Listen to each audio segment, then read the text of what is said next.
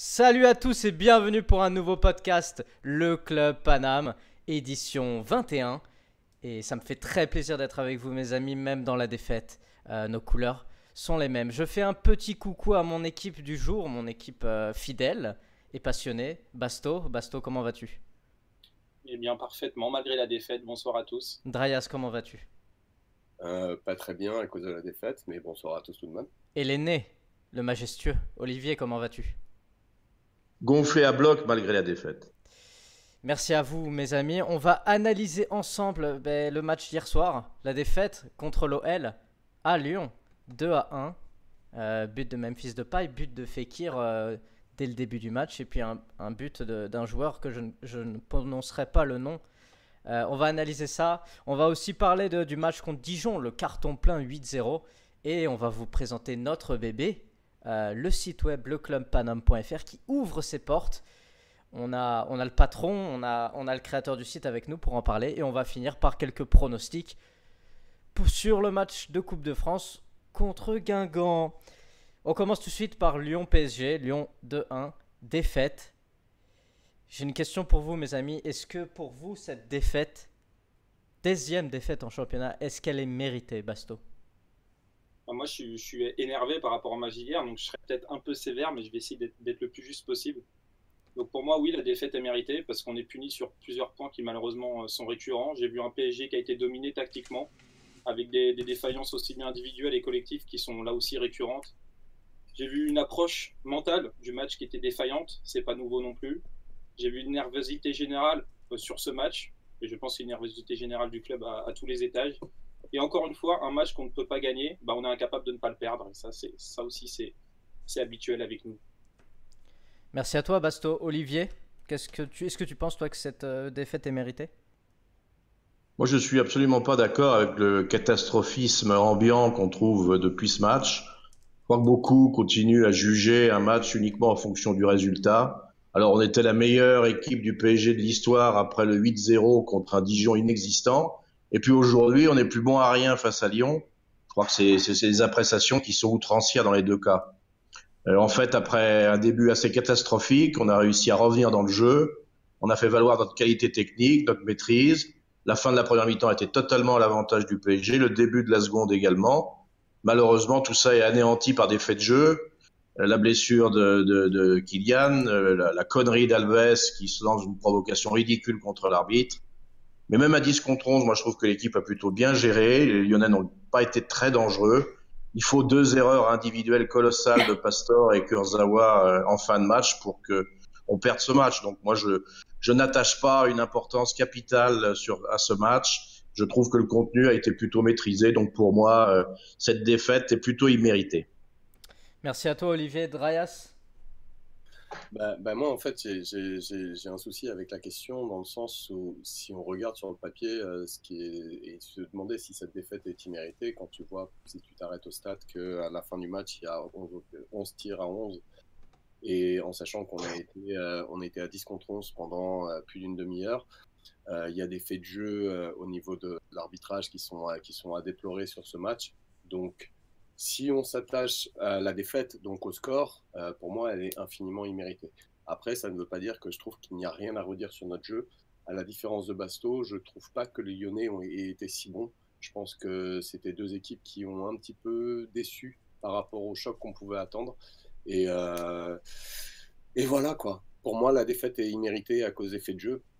Mais il y a quand même des choses à dire sur le collectif, notamment le milieu, et il y a plein de choses à dire, en fait.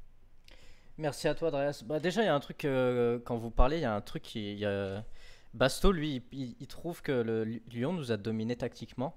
Moi, je suis un peu plutôt du côté d'Olivier et toi, Dryas, dans le sens où vous dites que pas tant que ça. Basto, est-ce que tu peux nous expliquer où tu as vu une domination tactique de Pep Genesio? Déjà dans le pressing. Dans le pressing, Lyon nous a complètement bouffé. Dès l'entame de match, on a été pressé et on a accumulé les erreurs techniques. On prend le premier but suite à des erreurs de touche, de contrôle qui s'enchaînaient. Les porteurs de balles parisiens au milieu qui avaient très peu de soutien autour d'eux et il n'y avait pas de mouvement devant eux, donc c'était très compliqué de répondre à ce pressing. Ces milieux auraient pu compenser en essayant de percer balles au pied, mais ils étaient très très lents dans les transmissions. Face à un pressing haut comme ça, Si on arrive à sortir le premier rideau, normalement, il y a un surnom derrière, mais là, il y avait tout de suite, de nouveau, un surnom situationnel pour Lyon. Et on n'a pas su répondre à ça parce qu'il y avait trop de distance entre nos lignes, que le mouvement collectif en bloc n'était pas de qualité, et que nos DC aussi n'ont jamais cherché à casser le premier rideau pour contrecarrer ce pressing. Donc on a fait quoi? On a fait quoi avec le ballon? Nous, on a cherché soit à écarter sur les ailes, sans vraiment de succès, soit à complètement allonger, notamment Verratti qui a usé et abusé de ces longs ballons devant qui n'arrivaient sur personne.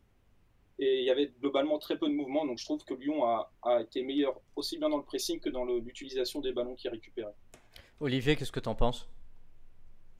Moi, je crois déjà qu'il faut qu'on s'habitue à la nouveau schéma tactique que propose le PSG avec ce milieu qui est un petit peu spécial par rapport à ce qu'on connaissait. Moi, j'ai effectivement vu, comme souvent, lorsque à l'extérieur, quand Paris est sous pression, il souffre.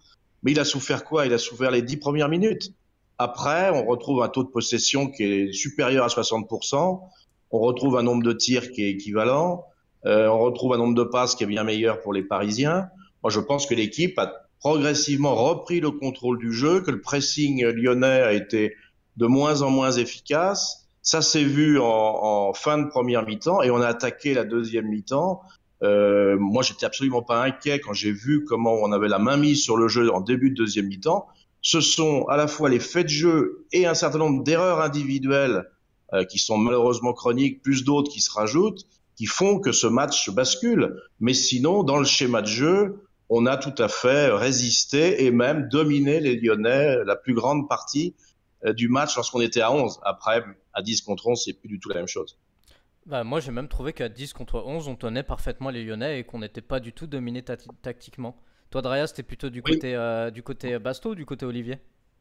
Sur la lecture du match, sur la lecture de notre match, je suis plutôt du côté Basto. C'est plus sur la lecture du match des Lyonnais où je ne rejoins pas vraiment Basto. Moi, par exemple, ce qu'Olivier mettait en avant, le fait qu'on ait retrouvé beaucoup de passes, j'ai envie de te dire, ouais, bah, c'est bien.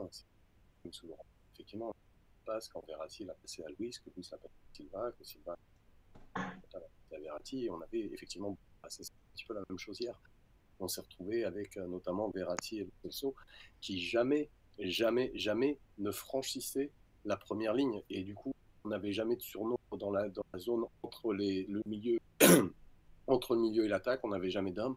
Et les seules solutions qu'ont ces deux joueurs-là, Rabiot un petit peu mieux s'il y a des choses à redire sur son match. Les seules choses qu'ont fait ces joueurs-là, c'était se passer la balle entre eux et ensuite de ça, essayer de la balancer devant. Et c'est pas du tout satisfaisant. Après, moi, mais je sais pas si tu veux continuer sur ce sujet. Après, moi, j'ai des choses vraiment à dire sur l'arbitrage et j'aimerais être relancé dessus. Donc, je sais pas si j'y vais maintenant ou si j'y vais après. Tu peux y aller, ouais, vas-y.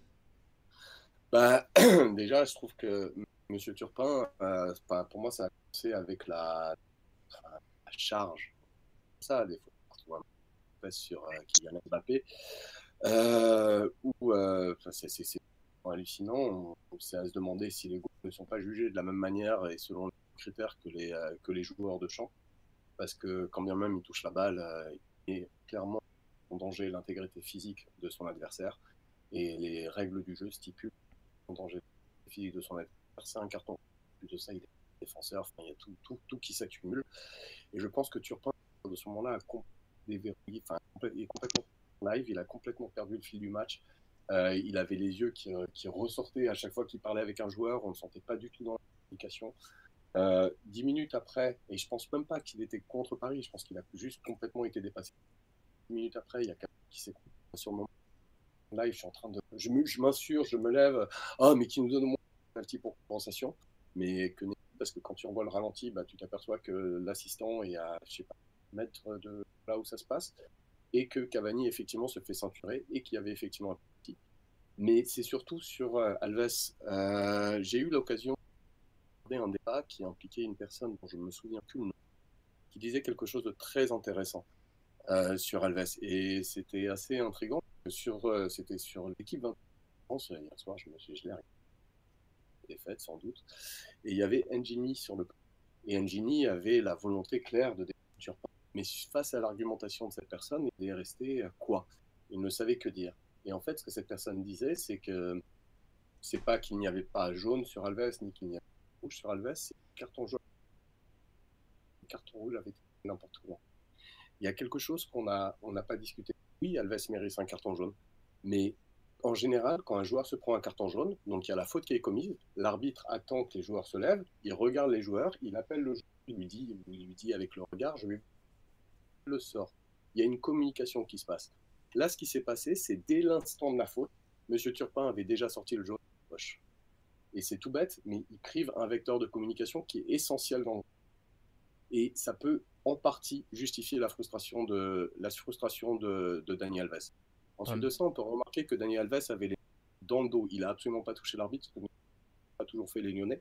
Mais c'est surtout, c'est à peine il s'est mis comme ça, à peine il s'est mis face à Monsieur Turpin, quasi à l'instant même, il a commencé à parler, que déjà Monsieur Turpin était en train d'attraper le carton rouge.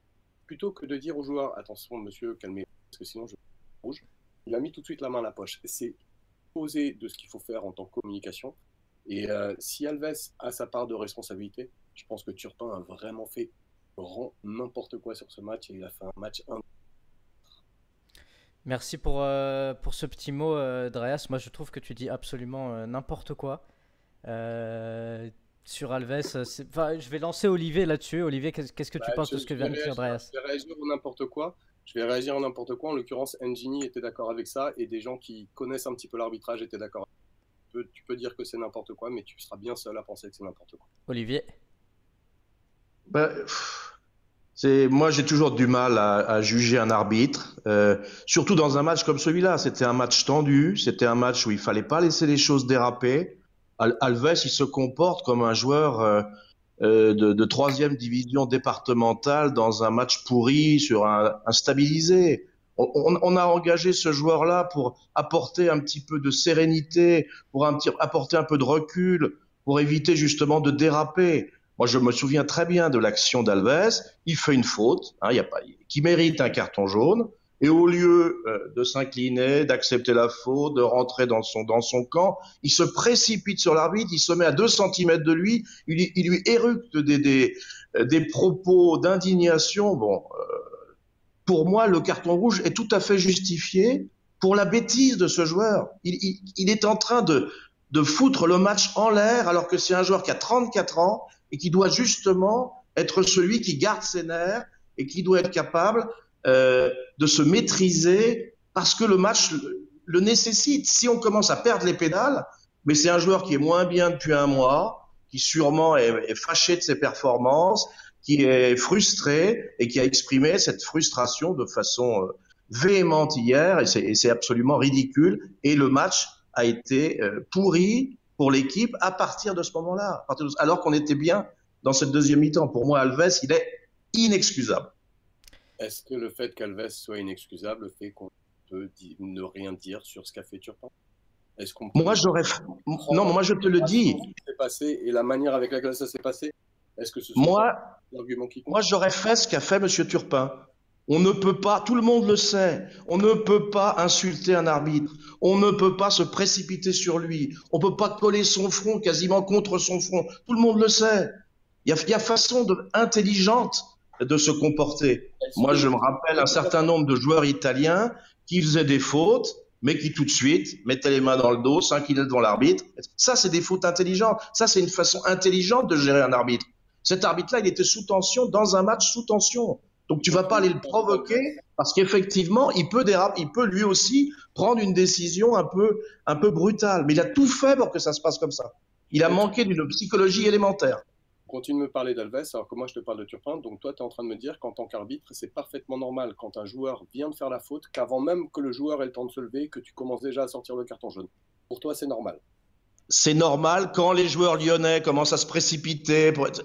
Rappelle-toi le déroulement de ce match. Rappelle-toi ce qui s'est passé au moment. Ils n'ont pas eu le temps. Ce qui s'est passé au moment de la faute, au moment du choc. Le carton jaune à l'instant. Monsieur Turpin sort le carton jaune à l'instant, dans l'instant qui suit la faute. Alves et le Lyonnais n'ont même pas eu le temps de se relever. Les Lyonnais n'ont même pas eu le temps de venir auprès de Monsieur Turpin. Ça c'est après, c'est pour le carton rouge. Bah s'il prend sa décision rapidement, je vois pas le problème. Et au contraire, il doit la prendre rapidement pour que justement il n'y ait pas de dérapage. Là, je comprends pas trop. Basto, toi, t'es plutôt Dreas ou plutôt Olivier? Moi, je suis complètement entre les deux. Turpin, c'était à ses débuts un arbitre que j'aimais beaucoup, parce que justement, il était dans la communication et la psychologie avec les joueurs. C'était un des meilleurs dans ce domaine. Puis petit à petit, je sais pas s'il a pris le melon ou s'il s'est laissé gangréner par ce métier et ce qu'il peut y avoir autour, notamment la pression des joueurs et tout ça, mais je le trouve de moins en moins psychologue. Et hier, ce qu'il fait à Alves, oui, il fait de l'excès de zèle pour moi, il se montre, je suis là, il est déjà sorti de son match, Turpin, et il fait une erreur. Il fait une erreur. Maintenant, Alves n'a absolument pas à avoir cette réaction, que je trouve moi aussi complètement déplacée.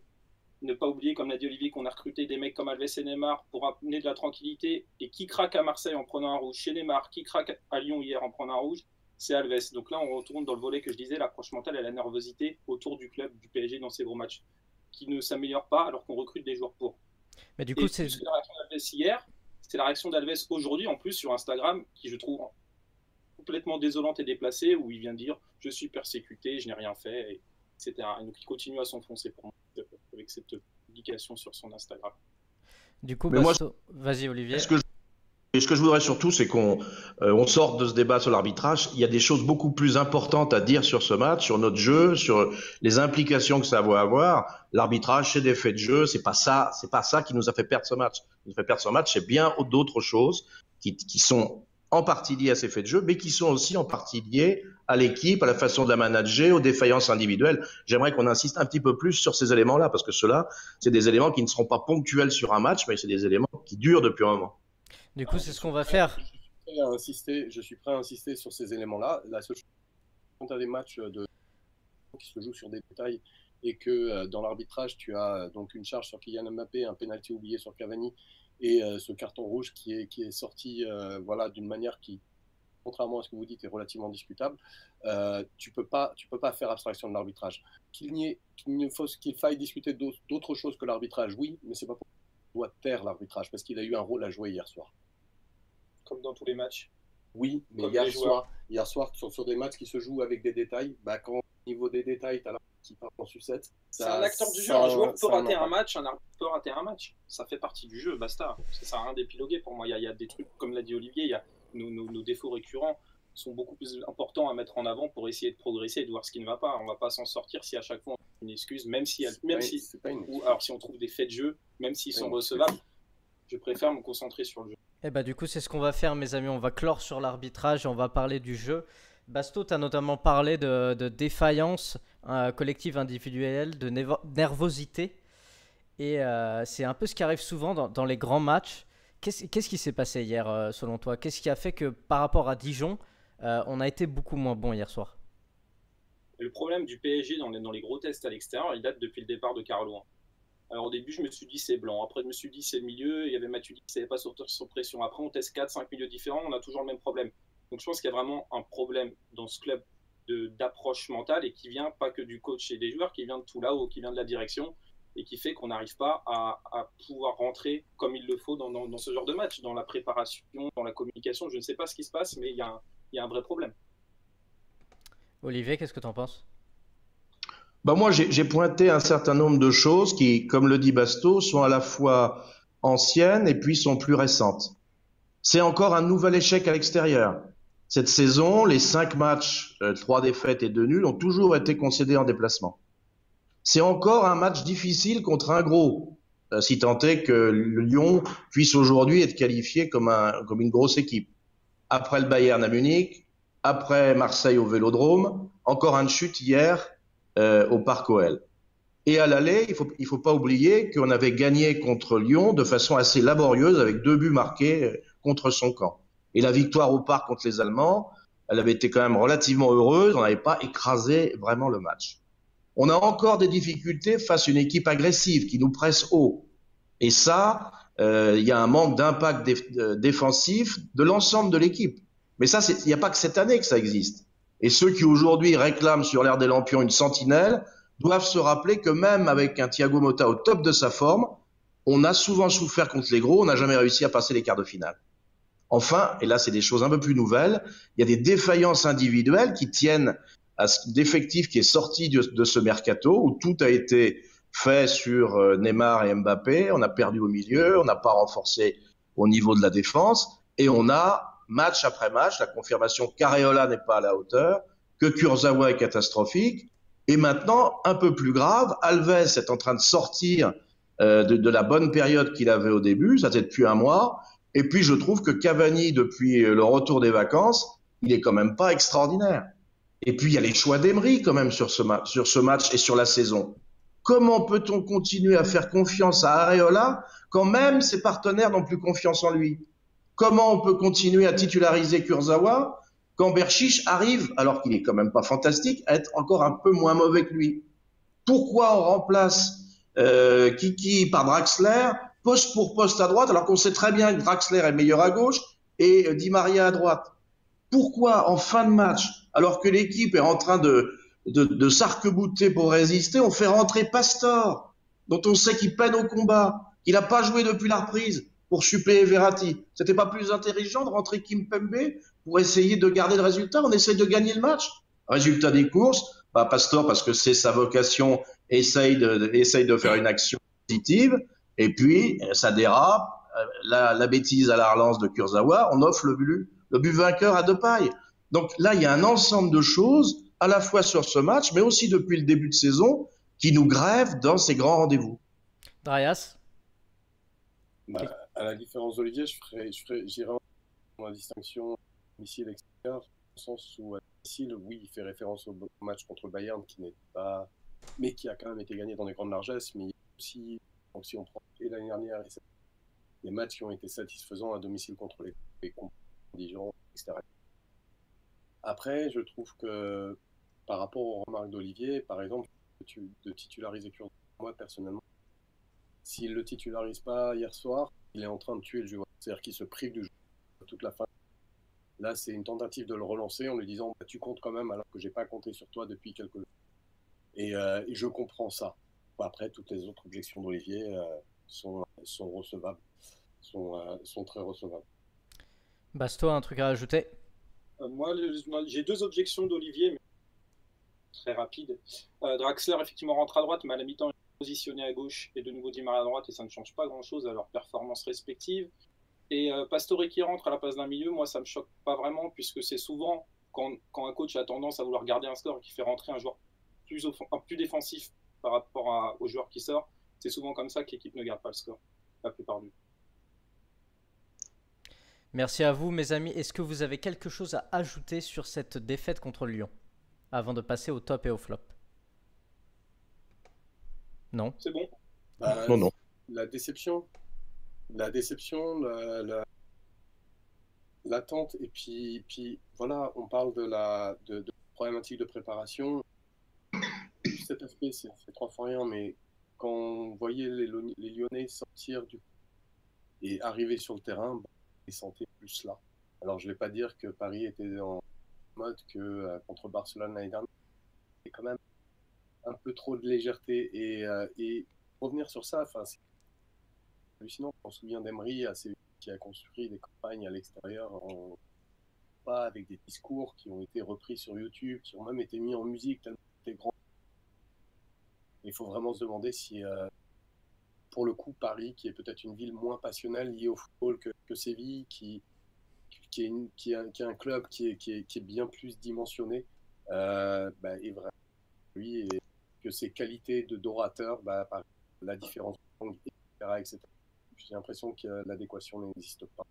Et je commence à douter très sérieusement sur cette dimension-là. C'est triste ce que tu viens de dire, Dryas. J'ai envie de pleurer un petit peu. Et du coup, pour se remettre de nos émotions, on va passer au top et au flop. Et on va commencer par les tops pour un peu de positivisme. Vu que notre match il a été loin d'être abouti, je vous propose de me donner 2 tops, si vous en trouvez. Olivier, quels sont tes 2 tops du match? Pour moi, Thiago Silva qui a été le seul à vraiment tenir son rang. Et déjà, c'est lui qui a pris au duel Mariano et l'autre, il n'a absolument pas existé. Il a été, à mon avis, vigilant pour compenser les manquements défensifs de Kurzawa qui était sur son côté gauche. Il a été très actif à la relance. Il a touché 44 ballons de plus que Marquinhos. Le seul bémol, et il a tellement peu confiance dans Areola qu'il met en danger l'équipe en intervenant au risque de gêner le goal dans ses prises de balle. Donc, on voit comment le choix d'un maillot faible comme Areola peut constituer, à la fois par son incapacité personnelle et par le doute qu'il entraîne chez ses coéquipiers, un danger pour l'équipe. C'est affolant. Et puis, je serais peut-être un peu à contre-courant, mais j'ai défendu ce milieu et je continue à le défendre. Moi, je trouve qu'il propose une autre façon d'aborder les matchs, en compensant par sa technicité, par son activité, un manque certain d'impact physique. Ça, c'est sûr, ça sera jamais sa qualité. Et en dehors du premier quart d'heure, comme je le répète, il est revenu dans le match. Il a gagné la bataille de la possession. Après, il n'a pas toujours été efficace, comme l'ont dit mes petits camarades, dans la transmission offensive. Mais enfin, lors des charges, il faut voir qu'il y avait pas Neymar et qu'Mbappé est très vite sorti. Ce milieu-là, il est fait pour jouer au mieux avec des joueurs rapides qui demandent la balle très rapidement devant. Cavani n'est pas bon en ce moment, donc ils n'ont pas beaucoup de solutions défensives quand tu as un Draxler et un Di Maria qui ont été en dessous au niveau de ce match-là.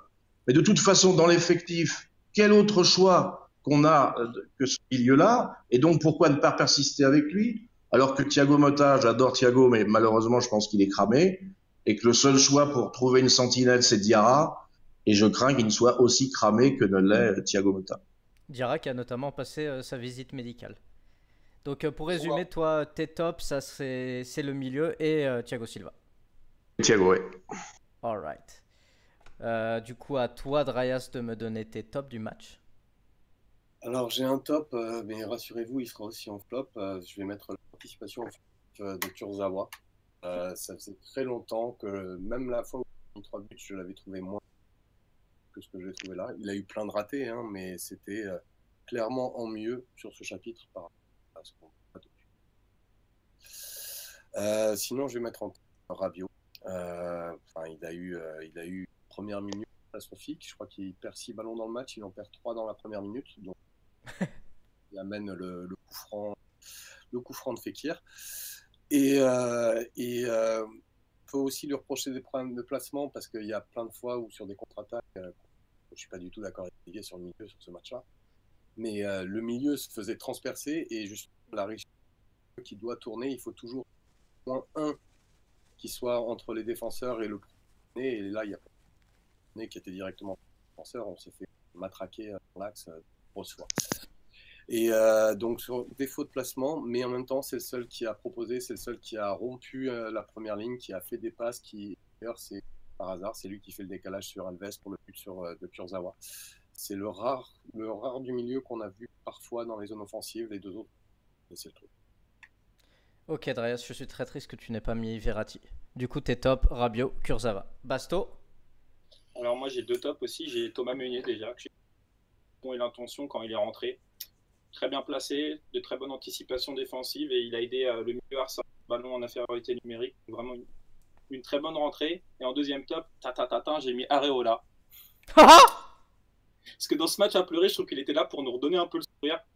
Vous connaissez un peu les bugs FIFA où les gardiens d'un coup sont soit derrière le but, soit ils ne bougent plus en fait.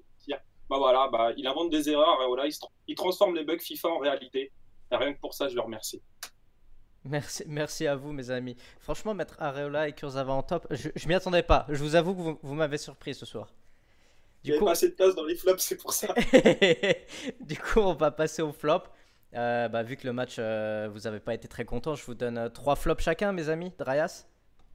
Alors déjà, comme j'avais mis Kurs pour son progrès dans la participation offensive, je ne parle même pas de lui. Là, il a passe. Tu as mis qui, excuse-moi, parce que tu as un peu coupé. Kurz. Ah, Kurzawa. Voilà. Sa dernière passe, mais au-delà de sa dernière passe, comme le disait Olivier très bien, il y a Thiago Silva qui a dû penser, mais il n'y a pas seulement Thiago Silva, tu as eu Rabiot qui est en zone pour penser. Il fige une partie du milieu. C'est vraiment à se demander si on ne serait pas mieux à jouer à 10 en fait, dès le début. C'est la question qui mériterait d'être posée. Et sinon, tu ne vas pas m'aimer. Mais mes 2 autres flops, c'est Marco Verratti. Bon Giovanni Lo Celso. Marco Verratti parce que... c'est le seul qui tenait le milieu. Mal. Je suis tellement pas d'accord. Qu'est-ce que ça fait mal de le voir si bon pendant X journées et de se dire putain, il reste juste un match en jeu pour qu'il valide et pour qu'il fasse oublier toutes les critiques qui venaient de l'époque de sa pubalgie et tout ce qui a suivi et toutes les critiques qui venaient d'Italie, et vient le match et non, Tati a systématiquement cherché la passe lobée devant, et en plus les passes lobées devant, c'était admirable sur ce match-là. D'habitude, il fait des passes lobées devant qui des fois sont interceptées par les défenseurs, des fois il faisait des passes lobées devant sur ce match-là. qui était 2 mètres derrière l'attaquant, qui était parfois 1 mètre à droite, un de précision. Et son seul apport, ça a été les passes courtes. En tant que milieu, il s'est fait dévorer par les Lyonnais qui s'enfonçaient dans l'espace. Ça a été catastrophique. Et Giovanni Lo Celso, bah, est-ce qu'on n'est pas allé trop vite avec lui? Est-ce qu'il est capable? Mais bon, longtemps, un joueur, c'est parce que le match qu'il a fait hier soir et a donné lumière des matchs qu'il a fait précédemment. Aucun apport offensif, défensivement à la ramasse, tout juste bon à faire des passes courtes. Catastrophique. Merci à toi, Drayas. Je suis pas content hein, de tes flops, mais je respecte. Basto, j'espère que tu as de meilleurs flops. Bah, moi, mes flops, en fait, c'est ceux qui jouaient le plus gros hier, qui jouaient pour leur place. Donc déjà, il y a Kurzawa pour son match face à Yori. Donc oui, ça a été un de ses meilleurs matchs offensifs depuis longtemps, et même en dehors de son but, où il a été plus présent, il a pu se combiner, il a fait quelques passes en retrait bien sentis. Maintenant, défensivement, il se fait prendre dans son dos en permanence. T'as Marco et Rabiot qui ont pu défendre sur son aile gauche constamment, ça n'a pas aidé non plus à gagner la bataille du milieu. Il a eu des bugs ahurissants, je me souviens quand il laisse le ballon en 6 mètres alors qu'il peut centrer, on se demande ce qu'il fait. Et puis il y a ce fameux but qu'on encaisse ou de relance plein axe. Je pense que si vous êtes un entraîneur de jeunes, de poussins, vous montrez cette séquence de vidéos de tout ce qu'il ne faut pas faire, et bah, vous montrez cette séquence-là. Donc oui, c'est très inquiétant. On se demande jusqu'où il peut aller. Kurzawa encore plus bas, on ne sait pas. J'espère pas. Un deuxième joueur qui avait beaucoup à jouer pour gagner sa place de titulaire pour Madrid, c'était Lo Celso. C'était son premier vrai test à Paris. Il est loupé. Je l'ai trouvé très lent dans ses décisions balle au pied. Il a quasiment jamais trouvé de décalage. Il s'est fait complètement bouffer à l'impact par Ndombele. D'ailleurs, le meilleur lyonnais pour moi. Et puis, il y a une chose qu'a dit Olivier en mettant le milieu dans les tops. Je ne parle pas que du jeu avec ballon qui a été déficient dans le milieu. Je parle aussi du jeu sans ballon, où souvent le milieu était mal placé. Et Lo Celso est un des protagonistes de cela, où on se prenait des contres à la récupération lyonnaise sur 30 mètres avec un espèce de no man's land au milieu, puisque les trois n'étaient pas coordonnés ensemble. Et à la fin, en plus, Lo Celso, c'est lui qui ne suit pas Depay, et Depay peut frapper et donc marquer. Et enfin, le troisième joueur qui jouait un peu moins que les autres, puisque de toute façon, il ne sera pas titulaire sauf blessure, mais c'était Di Maria. C'est pas le pire du match, mais bon, après son mois de janvier, on se disait on l'aime bien quand il est comme ça, Di Maria, il va être utile, même sur 30 minutes dans les gros matchs. Et bah là, premier test de 2018, et on ne le voit pas. Neutre, pas influent, il n'est même pas venu aider son milieu quand le milieu était en difficulté. Et il a fait peu de différence. Et pire que cela, je l'ai trouvé pour une fois peu impliqué dans le repli, alors que d'habitude, il le fait. Merci à toi, Basto. Merci de ne pas avoir cité Verratti. Toi au moins, tu as la vision juste. J'aurais pu. Non. Olivier, tu me clôt ça?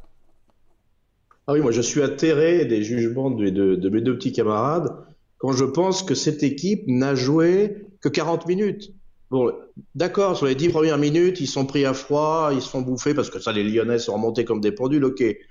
Mais après, dans les 30, 40 minutes qui suivent la fin de la première mi-temps et le début de la deuxième, jusqu'à ce que le grand Alves nous laisse tout seul, bah, ils ont bouffé les Lyonnais. Moi, j'ai vu aucune occasion lyonnaise dangereuse. J'ai vu un milieu qui a fait avec ses qualités. Alors, c'est sûr, c'est pas des gars qui vont tacler, qui partout, etc. Mais il y a une intelligence de jeu, il y a une capacité à ressortir le ballon proprement. Pas de chance cette fois-ci devant. Kylian a vite été hors jeu et Neymar n'était pas là. Et effectivement, c'est pas avec Cavani de ce soir-là ou avec Di Maria qu'ils avaient beaucoup de solutions. Mais moi, je ne vois absolument pas les Lyonnais nous dominer. Et j'aurais bien aimé qu'on finisse cette deuxième mi-temps à 11 parce que je suis sûr qu'on aurait concrétisé la domination qui était en train de se mettre en place. Merci, donc Olivier. juger. Ok. Non, je te disais merci de dire la vérité. Continue, j'aime. Non, voilà, j'ai beaucoup de mal que le jugement soit influencé par des faits de jeu qui ont fait qu'effectivement, les 30 dernières minutes, ils l'ont joué à 10 contre 11. Et là, il n'était plus question que de faire autre chose que de défendre. Et c'est sûr que c'est pas la qualité première de Lo Celso, c'est pas la qualité première de Verratti. Bon, voilà. Mais regardons le contexte du match, regardons ce qu'ils ont fait quand ils étaient au complet. Et à mon avis, les jugements seront beaucoup moins sévères sur ce milieu qui, pour moi, a confirmé la progression qu'ils montrent depuis qu'ils jouent ensemble. Mais du coup, Olivier, après cette analyse brillante, et je m'en veux de t'avoir stoppé au milieu. Moi, je ne faisais que t'encourager. Maintenant, il faut que tu me donnes tes flops, Olivier, les flops réels. Les flops, je les ai déjà dit. C'est Areola, Kurzawa qui sont flops à tous les matchs. Bon, il n'y a pas de problème. C'est Alves à la fois par sa baisse de niveau actuel et puis par son attitude tout à fait lamentable.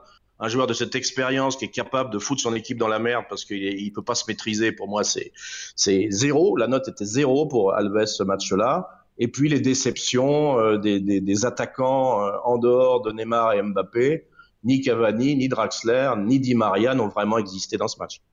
Merci à toi, Olivier. Je suis totalement d'accord. J'ai failli croire que Basto et Dras allaient oublier Alves quand même. Et je trouve qu'on est un peu indulgent sur Draxler.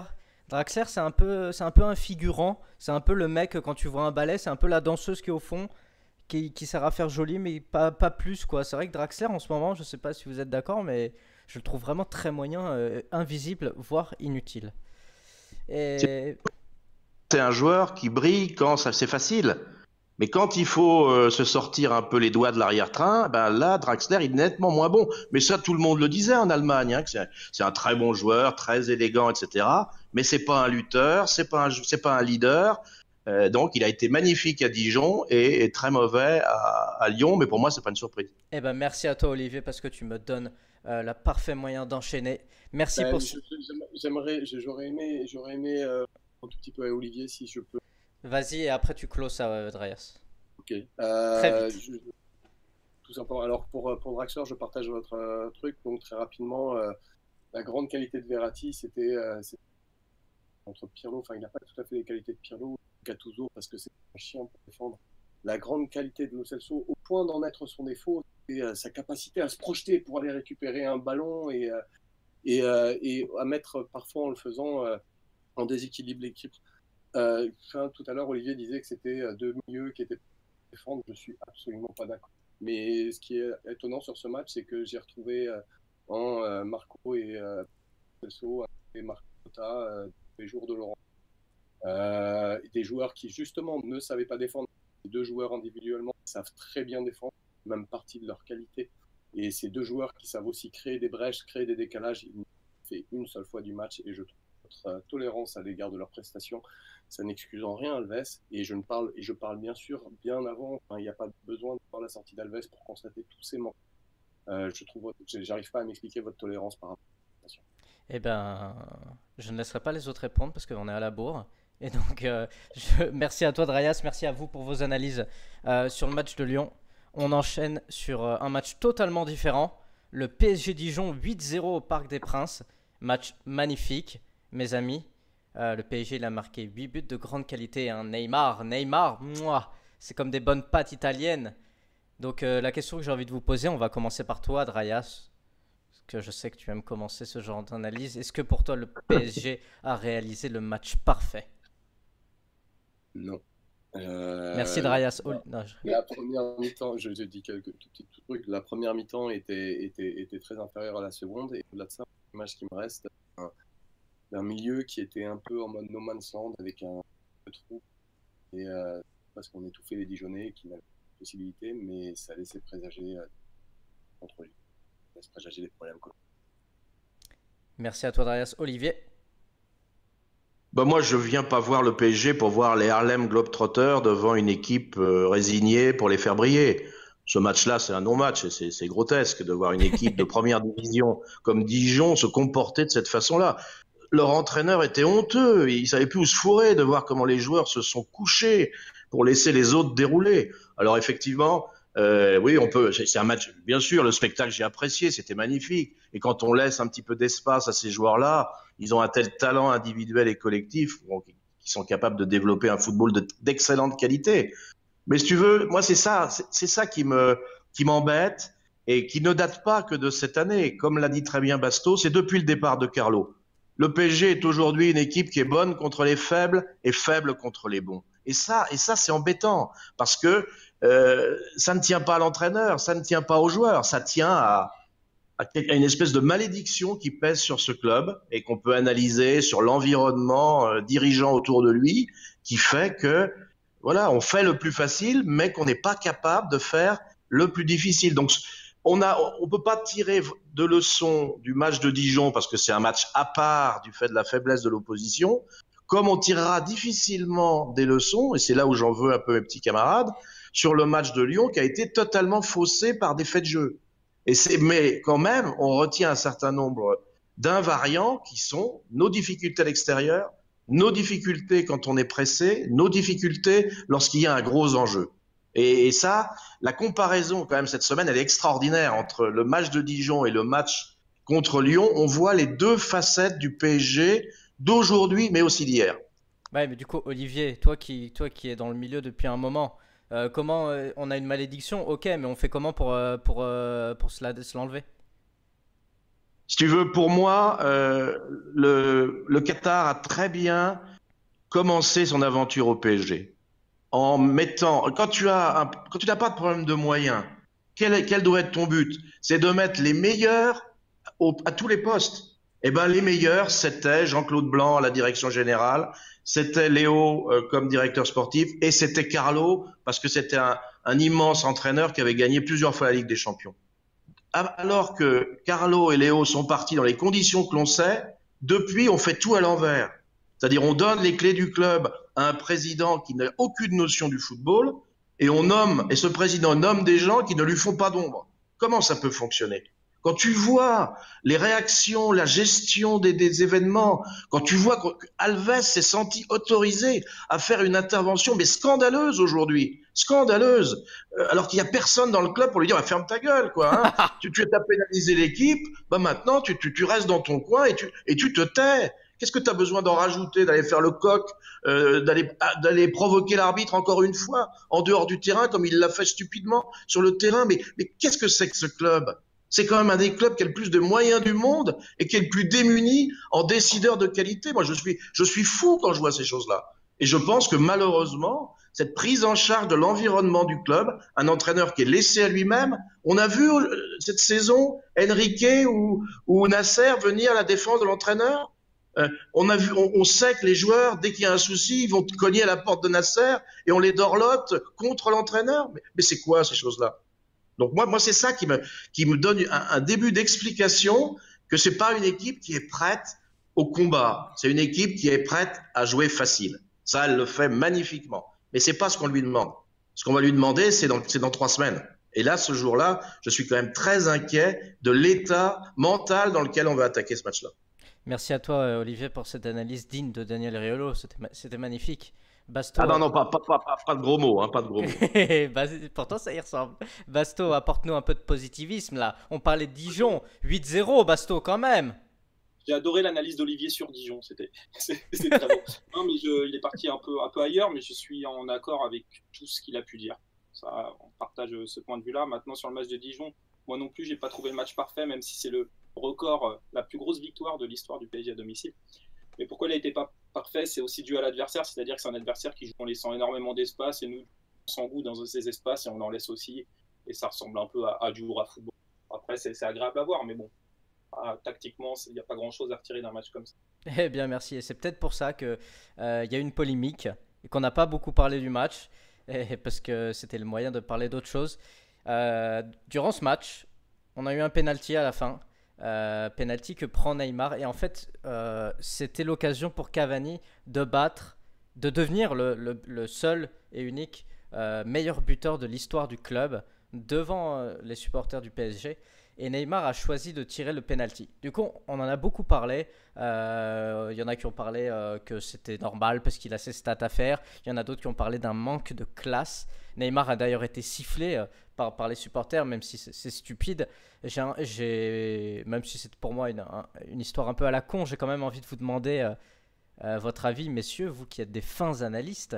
Est-ce que Neymar aurait dû laisser tirer Cavani, selon vous, Olivier? Ben pour moi, malheureusement, la question n'est pas là. Parce que si tu revois les images, Cavani n'a pas été violé, il était totalement consentant. Hein, il n'a pas disputé le ballon à Neymar, il a félicité Neymar après. Donc, manifestement, c'était quelque chose qui était prévu avant le match. Et il ne faut pas oublier que quelques minutes auparavant, Neymar a laissé à Cavani la possibilité de battre leur corps en lui abandonnant un coup franc. Et là aussi, de façon tout à fait spontanée. Mais là, ce qu'on pointe à nouveau, c'est la gestion déplorable de l'événement par le club. Personne n'a été capable d'expliquer simplement ces choses-là. On lui a laissé un coup franc. Neymar avait été désigné comme le tireur. Cavani était d'accord. Après, bah quoi, toi, si tu veux gérer bien ta communication, tu demandes à Cavani de confirmer dans les médias. Et puis c'est fini. Une fois de plus, on préfère se taire, on préfère laisser déraper les choses. Et donc, on déroule le tapis rouge pour se faire taper dessus. On est quand même échaudé depuis le début de saison. C'est pas la première fois qu'il y a des événements comme ça qui tournent mal. Et on est incapable de les gérer. Moi, c'est ça que je retiens de ce truc qui est un non-événement. C'est vraiment totalement un non-événement. Merci à toi, Olivier. Basto, qu'est-ce que t'en penses? Moi, je pense que pour être un grand joueur, il faut aussi être un grand homme. Je ne dis pas que Neymar n'en est pas un, je dis qu'il a laissé l'occasion de montrer qu'il en était un. Ça aurait été classe, effectivement, de le laisser à Cavani. Je pense que les gens attendaient ça. Je pense que les gens recherchent une attache émotionnelle. Je pense que ça aurait été bien pour le club, pour Cavani et même pour Neymar lui-même. Maintenant, toute l'histoire qui a été faite derrière, je la trouve ridicule. Comme l'a dit Olivier, Cavani a bien fêté le but. Moi, ce qui me gêne plus, c'est la communication derrière là-dessus. Unai qui demande si Neymar savait que ça pouvait être le record de Cavani. Unai répond je ne sais pas, il faut aller demander à Neymar. Et si ça c'est vrai, si effectivement Neymar n'était pas au courant, ça par contre ça me fait plus flipper. Qui leur parle? Comment on peut être un grand club sans respecter il était au courant. Ben, je suis pas sûr. J'espère, mais s'il n'était pas au courant, pour moi c'est bien plus grave que toute la polémique sur ce Neymar. Ah oui, c'est n'importe quoi. Drayas, qu'est-ce que t'en penses toi de cette affaire du Neymar Gate? Déjà, j'ai envie de dire que j'étais d'accord avec Olivier quand il était en train d'écrire le club sur la question précédente. Et là, ouais, c'est la limite s'il y a quelque chose à dire de communication. Maintenant, je fais juste un constat, c'est qu'en octobre, on avait eu le droit à cette crise, à l'épisode 1 du Penalty Gate, qui est devenu maintenant Neymar Gate. Et ça avait entraîné un mois de novembre où les deux jouaient très bien ensemble. Donc peut-être qu'on va remercier les journalistes. Mais j'ai pas grand chose à dire sur ce genre de truc. Putain, Andreas, tu finis sur un positivisme, là tu me fais pleurer, putain. Bah merci messieurs pour cette analyse, mis à part Olivier qui est parti un petit peu ailleurs, mais Olivier, on t'aime quand tu es comme ça. On va passer au top et au flop du match. Bon bah vu le match, là vous avez le droit à 3 tops, vu que quand même 8-0 c'est beau. Basto, c'est quoi tes 3 tops du match? Alors, il y en a un que j'avais pas forcément prévu de mettre, mais par rapport à ce qui a été dit sur Draxler dernièrement, je vais mettre. Parce que quand on dit qu'il est souvent timide dans les gros matchs et souvent absent, l'année dernière il brille contre Monaco en finale de Coupe de la Ligue, il brille à Marseille, il brille contre Barcelone à l'aller, au retour à Barcelone c'est un des moins pires, et cette année il est excellent à Monaco encore une fois, donc je le trouve plutôt bon dans les gros matchs, généralement. Contre Dijon, c'était peut-être le moins en vue du trio, peut-être le moins influent, mais même s'il peut paraître en retrait, tous ses choix sont intelligents, tous ses choix sont justes. En seconde mi-temps, il est monté en puissance en plus, on commence à créer de plus en plus de décalage. Donc voilà, moi, on en parle peu de Draxler, justement parce qu'il a peut-être ce côté un peu effacé, mais ce qu'il fait, c'est souvent très juste. En deuxième top, je vais mettre Di Maria, le premier but somptueux qui lance le match d'entrée. Il a été très disponible, très altruiste. Derrière, il vient marquer un deuxième but qui est un peu plus facile, certes. Il dépose aussi un ballon sur la tête de Cavani. Donc ça, c'est Di Maria qu'on voudrait voir tout le temps, mais bon. Encore une fois, c'est pas contre Dijon que je l'attends. Moi, je l'attendais plus à Lyon, même s'il y a des circonstances. J'espère qu'il répondra présent contre le Real dans les minutes qu'il aura. Et moi, je l'ai pris en troisième top. On va quand même citer Neymar. Il met un quadruplé. Il y a grand-chose à redire. Merci à toi, Basto. Drayas, tes 3 tops du match? Neymar aussi, une prestation qui est stratosphérique. Il était on fire, quoi. Et 2 joueurs que j'ai beaucoup crié contre, Marco et Gio, des précisions, de l'agressivité, des solutions apportées. Ces 2 joueurs-là étaient juste fabuleux sur ce match. Alors, merci à toi, Drayas. Olivier? Non, moi je donnerais pas de top ni de flop parce que pour moi c'est pas un match normal quoi. Donc ils ont tous été bons, il y en a aucun qui a été mauvais. Mais bon, dans la vie il faut savoir qui tu bats. Hein. Donc si tu bats une équipe qui ne veut pas se battre, c'est difficile de féliciter ou de critiquer des joueurs, même si j'ai vécu une soirée spectacle absolument exceptionnelle. Et on voit comment ces joueurs, la qualité globale extraordinaire individuellement de tous ces joueurs. Merci à toi, Olivier. Tu m'arranges un peu parce qu'on est un peu à la bourre. Du coup, les flops. Messieurs, Drayas, ton flop du match. Le match de Lyon. Ah, merci, Basto. J'ai pas de flop non plus pour Dijon. YOLO. Et on avance les gars, on fait une petite parenthèse rapide sur le Real Madrid parce que c'est le match qui nous intéresse tous, c'est que le Real Madrid s'est imposé 7 buts à 1 contre Deportivo La Corogne qui est 18e de la Liga, mais quand même. Pendant que nous on perd 2-1 contre Lyon. Quand on met ces deux résultats côte à côte et qu'on voit que le match se rapproche, est-ce que pour vous il y a une inquiétude à avoir ou pas, Olivier? Qu'est-ce que tu en penses? Le Real, de toute façon, il y a une inquiétude, mais je crois que la chose la pire qui pourrait nous arriver, c'est que le Real continue à être mauvais et que, évidemment, tout l'environnement nous annonce que nous sommes favoris. Donc le Real relève la tête. Si ça peut réallumer un signal d'alarme dans la tête de certains, je pense que ça sera pas mal. Bon, on voit quand même qu'ils sont en train de reconstituer leur ligne d'attaque. Il y avait pour la première fois enfin réuni la BBC au complet, donc ça va être difficile, mais je crois que ça sert à rien d'avoir les parcours comparés semaine après semaine, chacun vit sa petite vie. Ça va être un match de toute façon qu'on ne pourra véritablement appréhender que le jour J. Les parcours jusque-là, pour moi, n'ont pas une grosse importance. Basto, t'es d'accord avec ça? Oui, rien à rajouter. Drayas, t'es d'accord avec ça? Oui, les inquiétudes, elles datent de ces deux matchs, elles datent bien avant. Je trouve juste que Olivier espère beaucoup qu'un Real soit Real très en forme en février et nos postes sont identifiés. C'est le gauche, latéral gauche et le gauche. Et malheureusement, des potentiels points, mais qui n'en sont pas dans les gros matchs, comme le milieu, la communication avec Emery, la préparation des matchs, notamment avec Emery, tout un tas d'éléments qui ne sont pas du tout rassurants. Merci à vous, mes amis.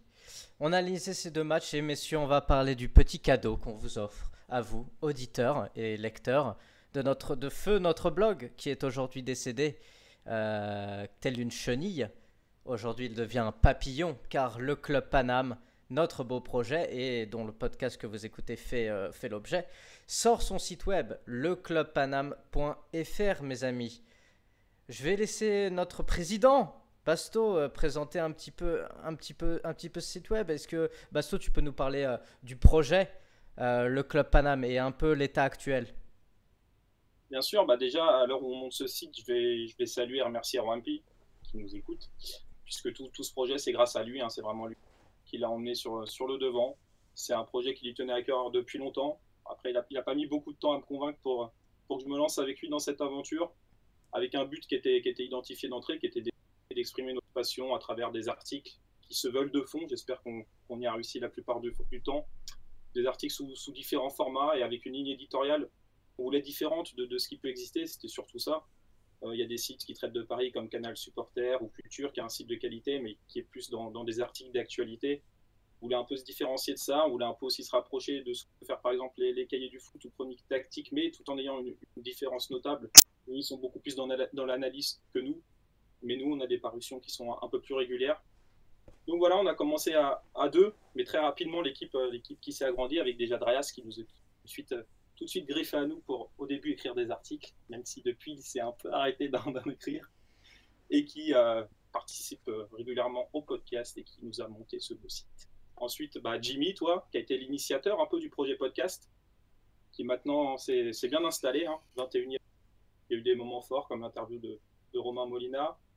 Après, il y a Olivier qui est venu nous rejoindre pour apporter son point de vue divergent, aussi bien à l'écrit qu'à l'oral.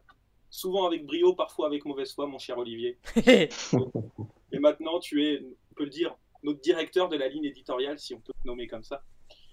Puis il y a eu Yvan, qui est venu nous apporter des conseils très précieux et son exigence afin qu'on progresse tous et qu'on progresse encore et toujours. Et qui est aussi un auteur de billets savoureux et qui est auteur régulier pour notre site. Et enfin, je vais citer Bobo, qui est notre community manager de notre compte Twitter, le Club Paname sur Twitter, et qui remplit son rôle à merveille.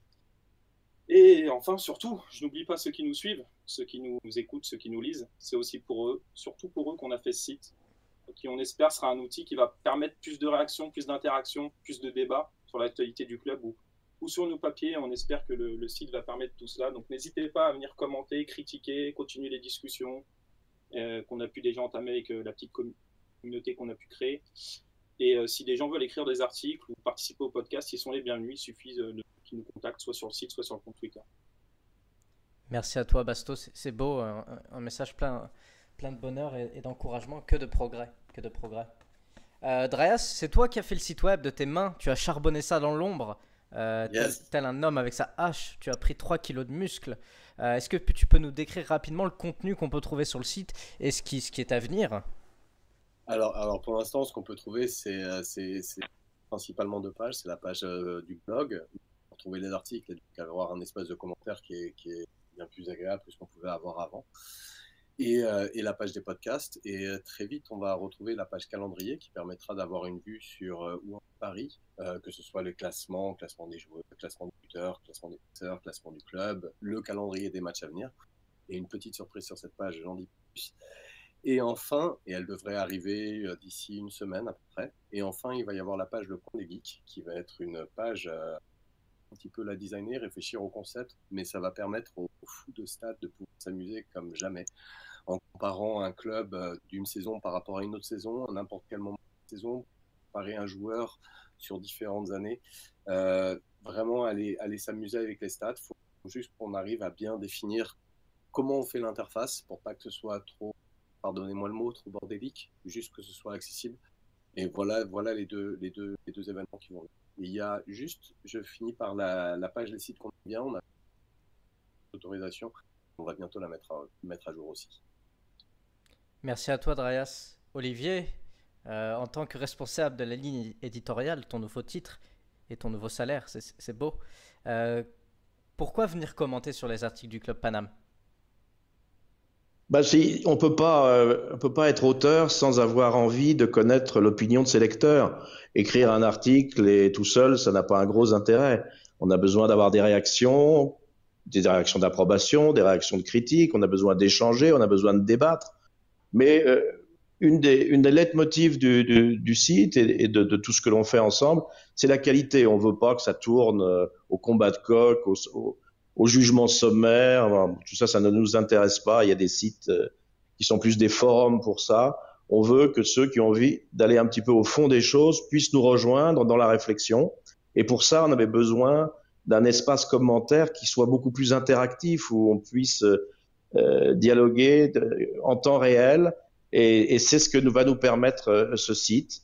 On va essayer de développer des angles d'attaque très variés sur le PSG en lui-même, ses joueurs, son histoire, l'actualité, de façon à ce que chacun puisse s'y retrouver, des billets d'humeur, de mauvaise humeur, souvent quand c'est les miens. Voilà, on a envie d'avoir quelque chose qui bouge, quelque chose qui correspond à ce qu'est l'attente du supporter du PSG aujourd'hui, qui puisse se retrouver dans ce site, un site d'amis, un site de passionnés, un site de fondus du PSG comme nous le sommes tous. Merci à vous, mes amis. Et je tiens à remercier. Vas-y, Dryas. J'ai juste oublié de préciser une chose importante et je suis désolé de passer après ce très beau vient de. C'est juste que une précision technique, c'est juste que justement pour les commentaires, pour se connecter que via Twitter ou pas via Facebook, veuillez nous en excuser, la raison pour laquelle c'est juste que tout le travail de modération est grandement simplifié, notamment toute la modération automatique, et c'est pour cette raison qu'on. Et donc, pour se connecter, c'est très simple. Sur n'importe quel article, on descend en bas dans la zone commentaire, on clique sur Twitter et sur Facebook. Et si on est connecté sur Twitter, sur son browser, on se retrouve immédiatement connecté. Merci à toi, Dryas. Je confirme, je me suis connecté. C'était très simple. Et je tiens à te remercier tout particulièrement, Dryas, parce que je pense que pour se développer un site, c'était très important. J'y tenais beaucoup et tu l'as fait. Tu as exaucé mon souhait le plus cher. Et je tiens à te remercier pour ce travail que tu as effectué. Et je te remercie au nom de toute l'équipe. Tu t'en fous, ok. Merci à vous de me remercier. Ça me fait vachement plaisir. Oh mais non! Voilà, merci Dryas. C'est ça que les auditeurs veulent entendre. Eh bien, messieurs, c'est le moment de parler, avant de finir ce podcast, de parler pronostics. On va parler de Guingamp, match de 16e de Coupe de France, mercredi à 18h30. Une horaire immonde, on sera tous au travail parce que tous les auditeurs, je le sais, sont de durs travailleurs. Est-ce que vous avez un petit mot à passer sur ce match avant de faire les pronos? Dryas, tu as un petit mot? Je suis encore trop hangover de lui. Ok, Basto, Bon, t'as. C'est plaisir juste de retrouver Aka. Ok. Moi j'annonce un 4-0 avec un but de Pastore et Cavani qui bat le record. Je t'ai pas demandé le prono, je t'ai demandé un petit mot. C'est après le prono. Ah bon bah Président. un petit mot. Je pourrais voir le match à 18h, je me démerderai à mon temps pour partir plus tôt. C'est beau. Olivier, un petit mot sur le match? Oui, comme le disait Drayas, on est toujours heureux de retrouver Antoine, qui reste quand même une des légendes du club. Il fait bien jouer ses équipes. C'est un type humble, un type sérieux, un type travailleur. Donc j'espère que ça sera un beau match. Je crois que lui, il laissera pas tomber le match. Ah, pourtant, j'ai vu que le community manager de Guingamp, il a dit à l'année prochaine. Mais après, le community manager n'est pas Antoine Comboiré. Du coup, on passe au pronostic. J'ai besoin de m'acheter une nouvelle voiture. Mes amis, Basto, Je crois que je l'ai 4-0. déjà dit. Je 4-0. répète.